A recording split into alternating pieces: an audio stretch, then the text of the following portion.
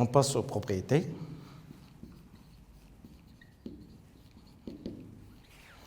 Soit f une fonction dérivable sur un intervalle, soit f une fonction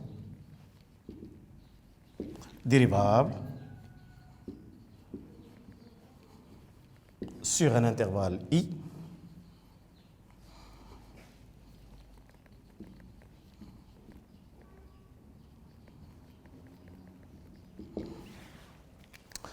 on dit que la fonction f est croissante, on vient directement, c'est la fonction dérivée est positive sur l'intervalle i, alors la fonction est croissante. C'est quel que soit x appartient à l'intervalle i, f' est positive, alors la fonction f est croissante. F est croissante sur l'intervalle, bien sûr, i.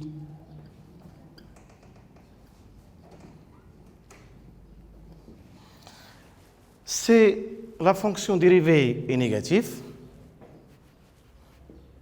c'est quel que soit x appartient à l'intervalle i, f' est négatif, alors f est décroissante sur l'intervalle i.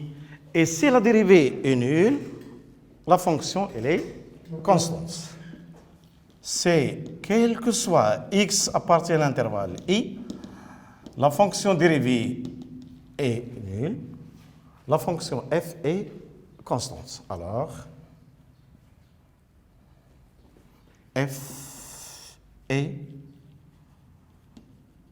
constante sur l'intervalle i, c'est-à-dire tous les éléments de l'intervalle i ont même image un certain cas. On passe à l'application. On considère deux exemples. Application.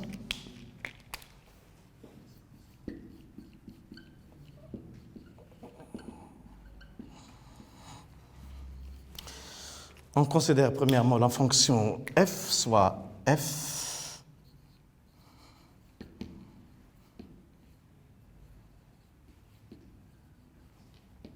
une fonction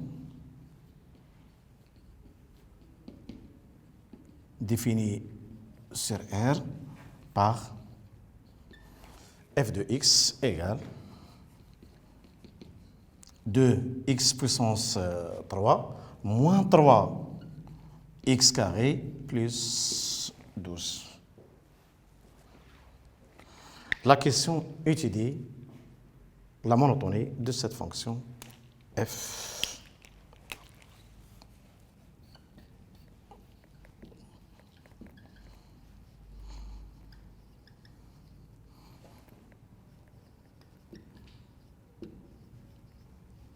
De f sur R. On a déjà traité cet exemple. Cette fonction, elle est dérivable. F est dérivable sur R. Sa fonction dérivée. F' de x, on a déjà calculé la dérivée de cette fonction. C'est 6x au carré moins 6x. C'est 6x facteur de x moins 1.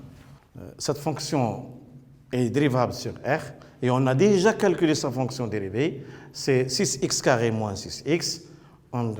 C'est 6x facteur de x moins 1. On va étudier le signe de cette fonction dérivée puis on déduire la monotonie de la fonction f. X, le signe de 6x, le signe de x moins 1, après le signe de f', et on déduit la monotonie de la fonction f.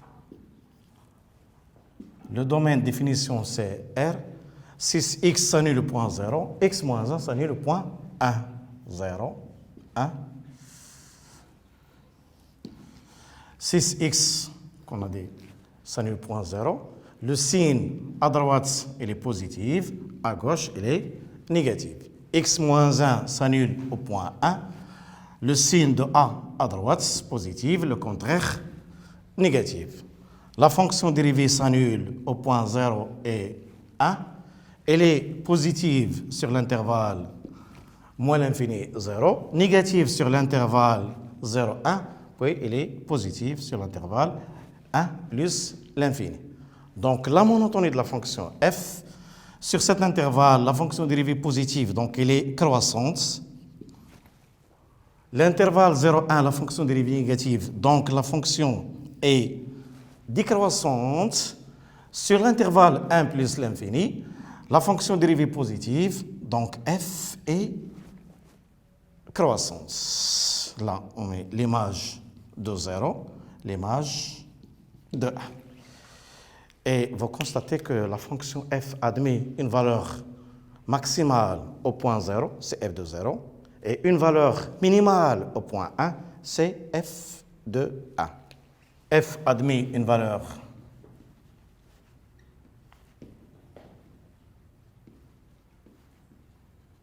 maximale, relative, c'est-à-dire ce n'est pas absolu, ce n'est pas sur le domaine de définition tout entier, mais uniquement sur l'intervalle moins l'infini 1. C'est une valeur maximale relative au point 0, c'est f de 0. Et une valeur minimale relative au point 1, c'est f de 1. Et une valeur minimale relative au point 1, c'est f de 1. On passe au deuxième exemple. Soit j'ai une fonction définie sur dg, c'est r privé de 1 par g de x égale x carré moins x plus 4 sur x moins 1.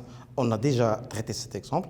Cette fonction, elle est dérivable en tout point de dg. G est dérivable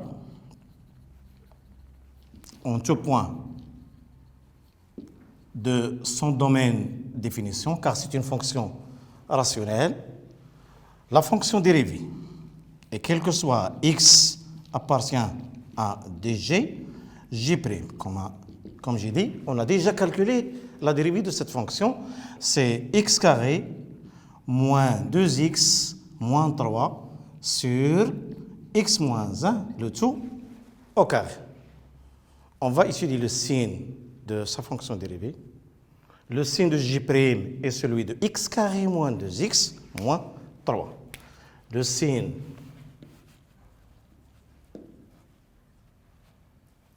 de j' est celui de x carré moins 2x moins 3. Et pour avoir le signe de ce polynôme, on va calculer le discriminant delta. Delta égale b carré moins 4ac, c'est moins 2 au carré, moins 4 fois 1 fois moins 3. C'est 4 plus 12, c'est 16. Donc ce polynôme, il admet deux racines. x1, c'est moins b, moins racine de delta sur 2a, moins b, c'est 2, moins racine de delta, moins 4 sur 2, c'est moins 1. Deuxième racine, moins b, plus racine de delta sur 2a, c'est 2, plus 4 sur 2, c'est 6 sur 2, c'est 3. Donc, elle a admet deux racines. Donc, le signe de ce polynôme est celui de a à l'extérieur et le contraire à l'intérieur.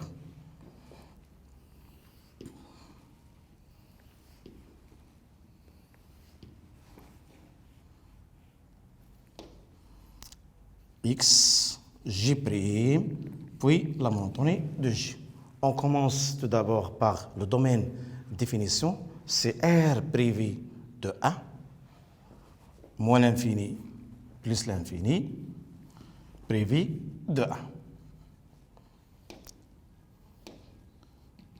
Ni G ni J' ne sont pas définis au point 1. Après, les racines de J', la fonction dérivée s'annule le point moins 1 et 3. On a dit que le signe de J' est celui de x carré moins 2x moins 3. Le signe de A à l'extérieur des racines, le contraire à l'intérieur des racines. Donc la fonction G, croissante sur l'intervalle moins l'infini moins 1, décroissante sur l'intervalle moins 1, 1, décroissante sur l'intervalle 1, 3, puis décroissante, bien croissante sur l'intervalle 3 plus l'infini. Là, nous avons l'image de moins 1, l'image de 3. Cette fonction admet aussi deux extrémums. Une valeur maximale au point moins 1, c'est G de moins 1, et une valeur minimale relative au point 3, c'est G de 3. G admet une valeur maximale relative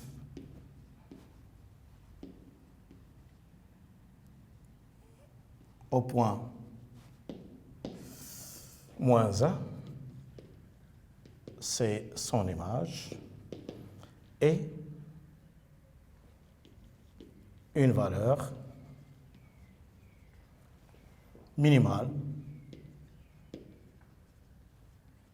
relative au point 3, c'est G de 3. On passe deuxième application de la fonction dérivée, c'est l'équation différentielle. C'est 2.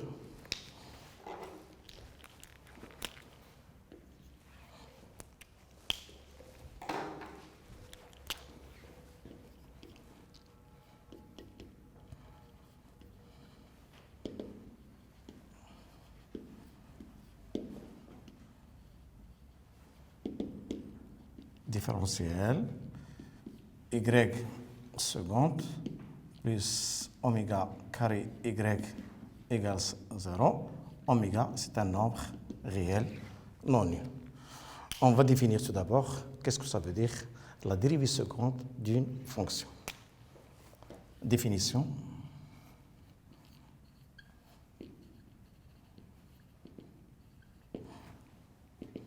Soit f une fonction dérivable sur un intervalle i, et aussi on va prendre que sa fonction dérivée est aussi dérivable sur l'intervalle i, une fonction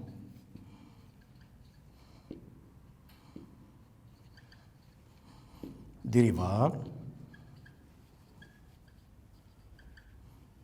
sur un intervalle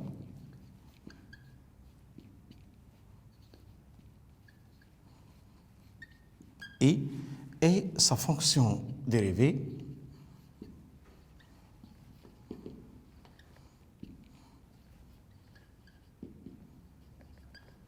f' est aussi dérivable sur l'intervalle i.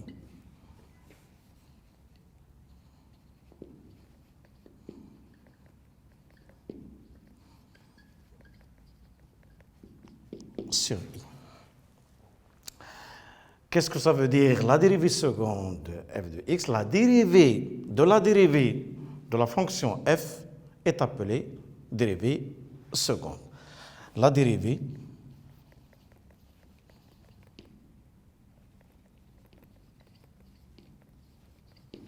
de f' est appelée la dérivée seconde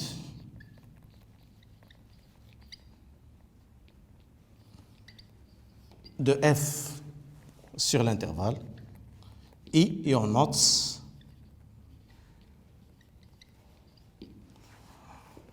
quel que soit x appartient à l'intervalle I, f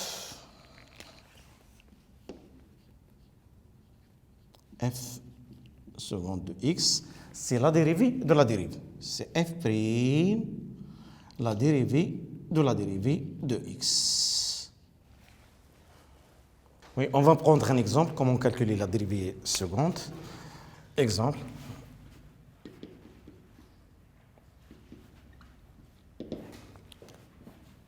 F, une fonction définie sur R par f de x, c'est x puissance 4 moins 2x puissance 3 plus x carré moins 5. Cette fonction est dérivable sur R. F est dérivable sur R, car c'est une fonction polynôme. F est une fonction polynôme. Sa fonction dérive f' de x. C'est dérivée de x puissance 4 moins dérivée de 2x puissance 3 plus dérivée de x carré moins dérivée de 5. Dérivée de x puissance 4, c'est 4x puissance 3. Dérivée de 2x puissance 3, c'est moins 2. Dérivée de x puissance 3, c'est 3x au carré. La dérivée de x carré, c'est 2x. Et bien sûr, la dérivée d'un nombre constant égale 0. C'est 4x puissance 3 moins 6x au carré plus 2x. Cette fonction dérivée est aussi dérivable sur R, car c'est une fonction polynôme. F' est dérivable sur R, car c'est une fonction polynôme. La dérivée de f', c'est, comme on a dit, c'est, on la note, la dérivée seconde. C'est la dérivée de 4x puissance 3 moins dérivée de 6x carré plus la dérivée de 2x. La dérivée de 4x puissance 3, c'est 4 fois dérivée de x puissance 3, c'est 3x au carré, moins 6, la dérivée de x carré, c'est 2x, et la dérivée de 2x, c'est 2. Donc c'est 12x au carré moins 12x plus 2.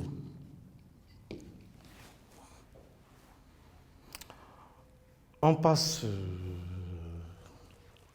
à un exemple pour bien définir qu'est-ce que ça veut dire équation différentielle.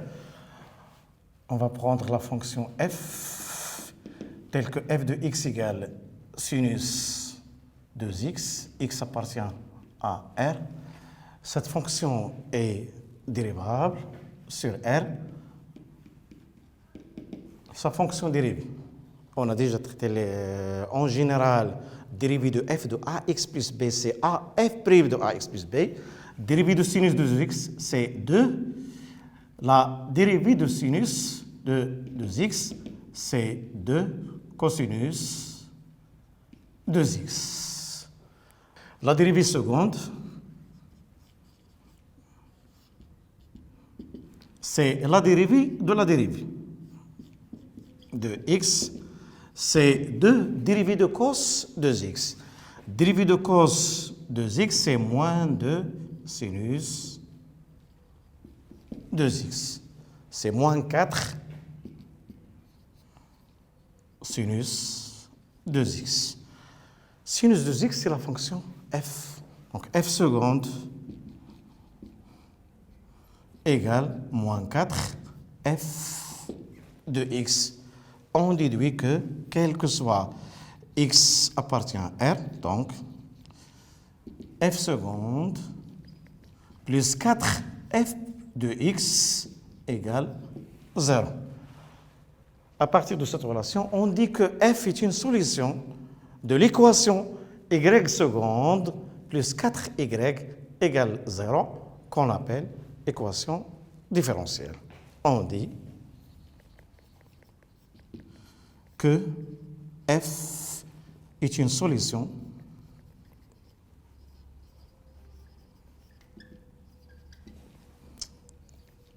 de l'équation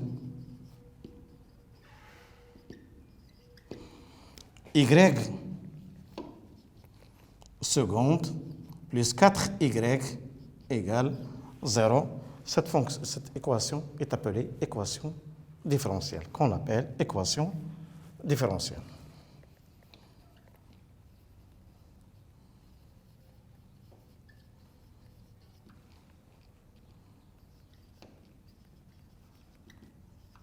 Équation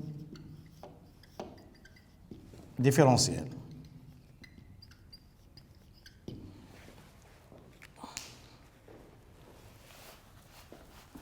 On passe à la définition en général. Qu'est-ce que ça veut dire équation différentielle? Définition. En même temps, propriété.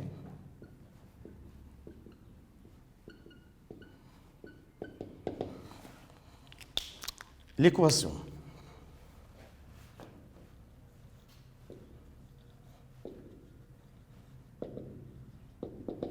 y seconde plus oméga carré y égale 0 est appelée une équation différentielle dont l'inconnu y, c'est une fonction, est appelée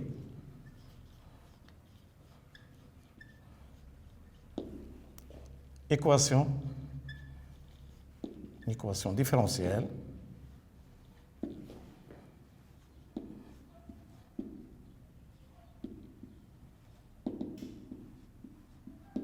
dont l'inconnu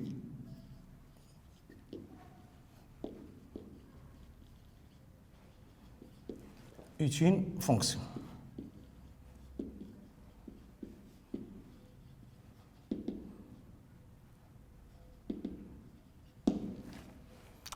En général, les solutions de cette équation s'écrivent sur la forme suivante. Les solutions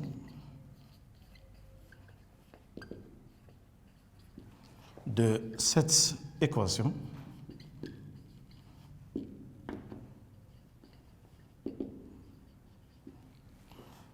sont les fonctions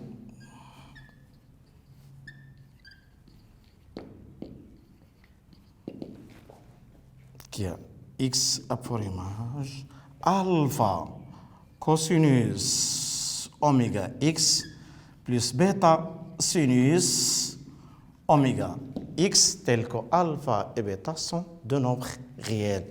Alpha appartient à R et bêta appartient à R. Voilà, on admet les solutions de cette équation, s'écrit sous cette forme. Et on va donner un exemple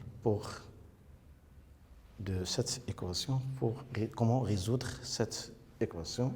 Exemple.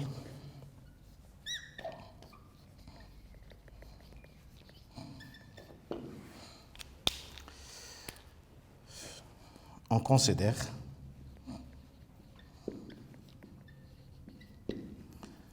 l'équation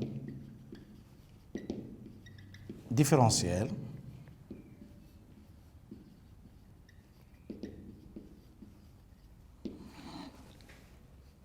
y seconde plus 9y égale 0. On va prendre un exemple, comment résoudre une équation différentielle. Exemple. On considère l'équation différentielle.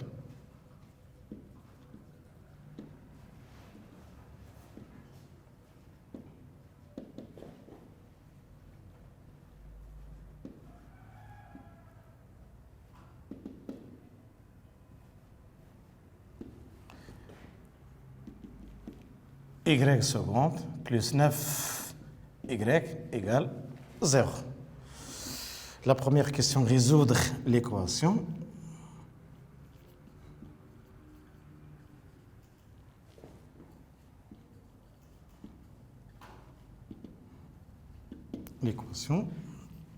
Puis, on donne une solution particulière, f, et vérifions les conditions f de 0 égale 1 et f' de 0, par exemple, égale 6. Déterminer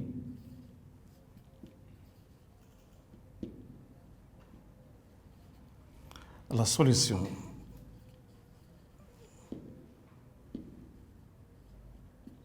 f de l'équation E telle que f de 0, c'est par exemple 1, et f' de 0, c'est 6.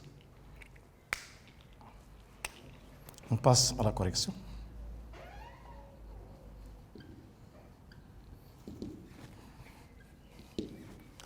L'équation, comme vous remarquez, équivalent à y seconde plus 3 au carré, y égale 0. Là, on a en général oméga carré. Oméga, dans cet exemple, c'est 3. Oméga, c'est 3. Donc, directement, les solutions de cette équation s'écrivent sous forme de alpha cosinus 3x plus bêta sinus 3x. Solution.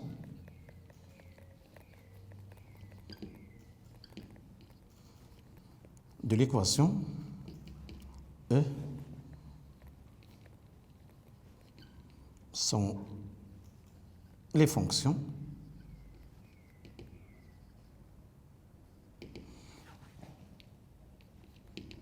x, pour image, alpha cosinus 3x plus bêta sinus 3x, tel que alpha et bêta sont de réels.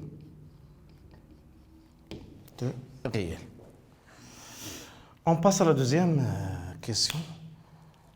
On veut déterminer une solution particulière, vérifions les conditions.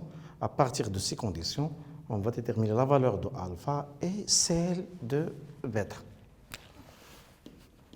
F de x, bien sûr, s'écrit sous forme de alpha cosinus 3x plus bêta sinus 3x.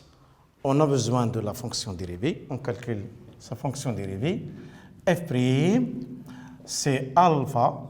Dérivé de cos 3x, c'est moins 3 sinus 3x.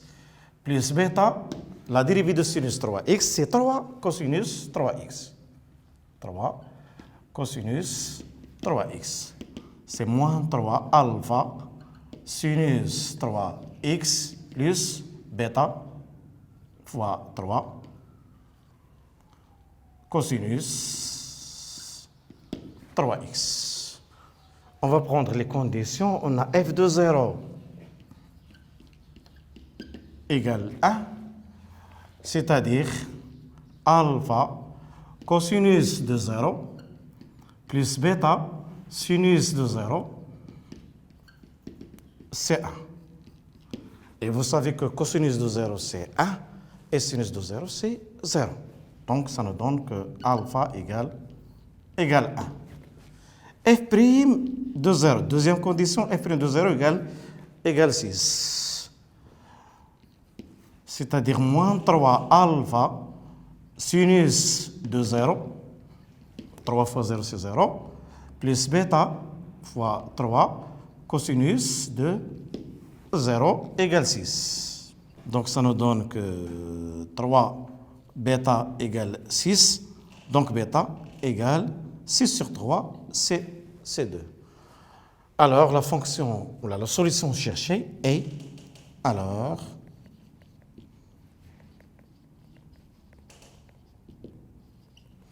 solution demandée est f de x égale alpha c'est 1 fois cosinus 3x plus bêta fois sinus 3x, bêta c'est 2 sinus 3x. Voilà, merci à votre attention. Les séances prochaines seront réservées aux exercices. Bon courage.